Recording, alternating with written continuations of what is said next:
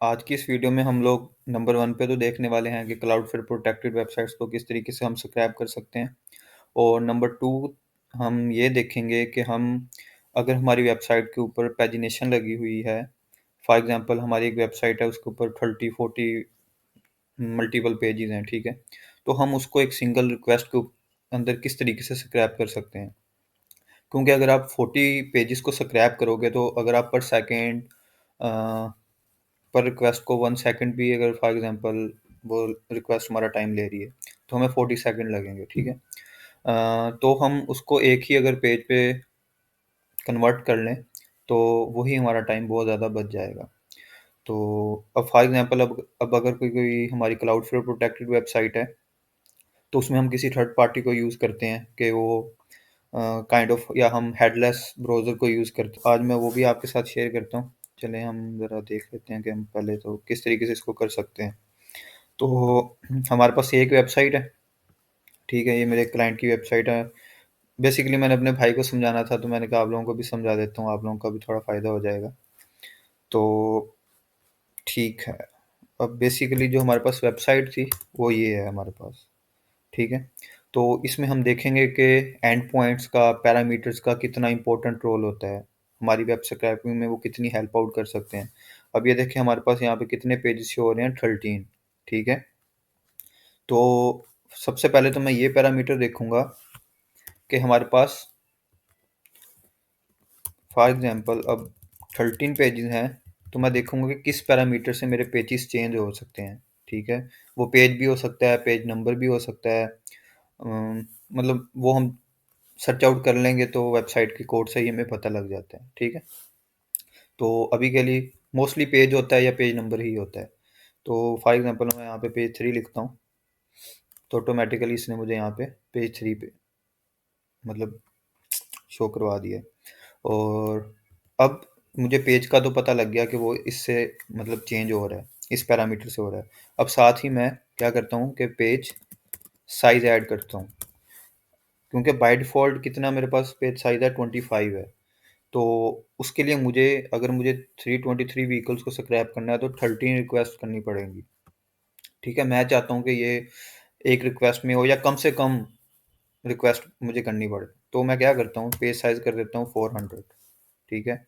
और यहाँ से पेज क्या कर देता हूँ, 1 कर देता हूँ, क्योंकि अगर मैं पेज 3 करूँगा तो पेज 1 के ऊपर ही मेरा ऑलरेडी 323 व्हीकल्स का काउंट कंप्लीट हो जाएगा, तो वो पेज 3 तो हमारे पास एम्प्टी ही आएगा, ठीक है? तो मैं इसको ज़रा पेज 1 में पेज साइज़ 400 करूँगा, तो अब ये देखें मुझे एक ही पेज को स्क्रैप करना पड़ेगा, ठीक है? अब क्योंकि हमने कोड करना है पाइथन में, तो अब मैं आपको एक और वेबसाइट पे लेके जाता हूँ, वो है ये स्क्रैपिंग आर्ट। ये बेसिकली हमें अराउंड मेरे ख्याल में 10,000 या 1,000 देख लेते हैं, एक बार कंफर्म कर लेते हैं क्योंकि मुझे भी याद नहीं है।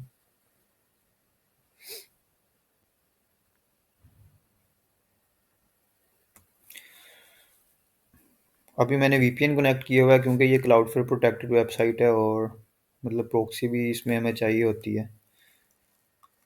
इसी वजह से हम स्क्रैपिंग आर्ट को यूज़ करेंगे। बेसिकली हमें एक टोकन देगा, तो हम उसके थ्रू वो रिक्वेस्ट करेंगे। ठीक है, ये अभी लॉगिन हो रहा है अकाउंट हमारा। ठीक है, और ये लॉगिन हो गया। हाँ, ये 10,000 हमें क्रेडिट्स देता है पर रिक्वेस्ट। हमारे पास ये हमारे 10 क्रेडिट्स मतलब डिडक्ट करता है। तो मैं यहाँ से वेब स्क्रैपिंग एपीआई पे चला जाऊँगा। यहाँ पे मैं अपनी ये हमारे पास एपीआई टोकन है, बेसिकली ये हमारा यूज़ होता है। यहाँ पे ये आपको रिक्वेस्ट भी बना के दे देगा। अगर आपको पाइथन में चाहिए तो पाइथन की भी पूरी रिक्वेस्ट बना के दे देगा, ठीक है? तो बस हमने यहाँ पे अपनी ये वेबसाइट देनी है।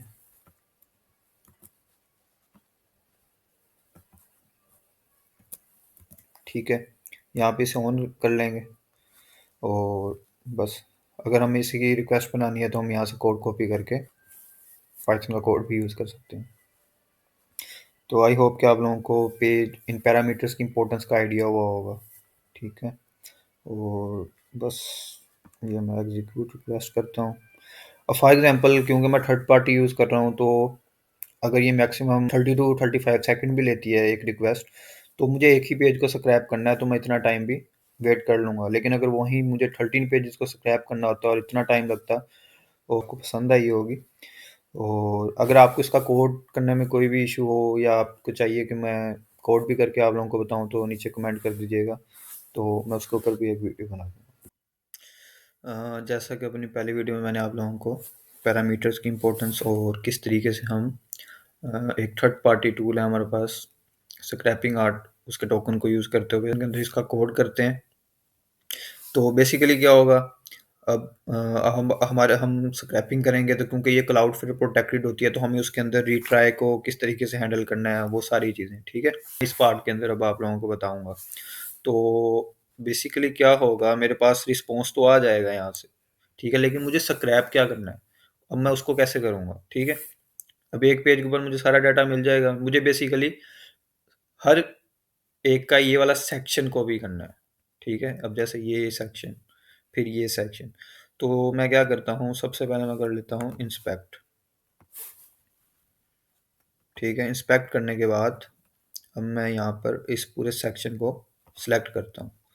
तो मैं यहाँ से आया, अब ये देखें, यहाँ पे ये मेरे पास पूरा एक सेक्शन सिलेक्ट हो गया है, ठीक है? मैं यहाँ पे क्लिक करूँगा, ठीक है? अब मैं दोबारा देखता हूँ यहाँ पे, हाँ, ये देखें, अब ये सिर्फ यही वाला सेक्शन हमारे पास सिलेक्ट है। मैं यहाँ पे करूँगा एडिट एज HTML, ठीक है? सारा कोड उठाऊंगा, तो अब यहाँ पर हमारे पास बेसिकली ये कोड एडिटर है जो कि हमें LLM की इंटीग्रेशन की फैसिलिटी देता है, तो उससे हमारा काम बहुत फास्ट हो जाता है। तो बस मैंने क्या किया, उसको पूरा कल रिक्वेस्ट दी, ठीक है? सारी चीज़ें पास कर दी, कौन कौन सा डाटा उठाना है, अब उसे बता दूंगा मैं कि मुझे क्या क्या इसमें से चाहिए, ठीक है? I just want to scrap make year model URL, I mean vehicle URL, मतलब व्हीकल URL जिसमें उसकी पूरी डिस्क्रिप्शन हो, और एंड इमेज URL, ठीक है? मुझे ये चीज़ें चाहिए बेसिकली, ठीक है? बस अब मैं इसे ये बता दूंगा और एंटर कर दूंगा। अब यहाँ पे एक न्यू फाइल बना देगा, उस फाइल के अंदर मेरा सारा कोड करके मुझे दे देगा। तो बेसिकली कोड कोड यूज़ करने का क्या फ़ायदा हुआ, उसमें ये हुआ कि अगर मेरा क्लाउडफ्लेयर डिटेक्ट हो जाता है, कुछ एरर आ जाता है, तो उसके अंदर मैं रिट्राई की फंक्शनैलिटी ऐड कर सकता हूँ, ठीक है? तो बस इसी वजह से हमने इसको पाइथन में हमने कोड किया है। अगर हमने इसको एनी में भी करना है, तो उसके अंदर भी हम इस चीज़ को किस तरीके से कर सकते हैं, अगर कोई एरर है तो हम लूप के अंदर दोबारा से रिक्वेस्ट को सर्कुलेट करवा सकते हैं। जो आप जिनका आप लोगों को आइडिया होना चाहिए था कि हम इसका कोड किस तरीके से कर सकते हैं। हमने बस ये देखना कि हम चीज़ों को कितना फास्ट कर सकते हैं, ठीक है? मैंने सिर्फ उसे इंस्ट्रक्शंस दी हैं कि मुझे ये चीज़ चाहिए, और ये हमारे पास सारा डाटा बन के आ गया है यहाँ पे।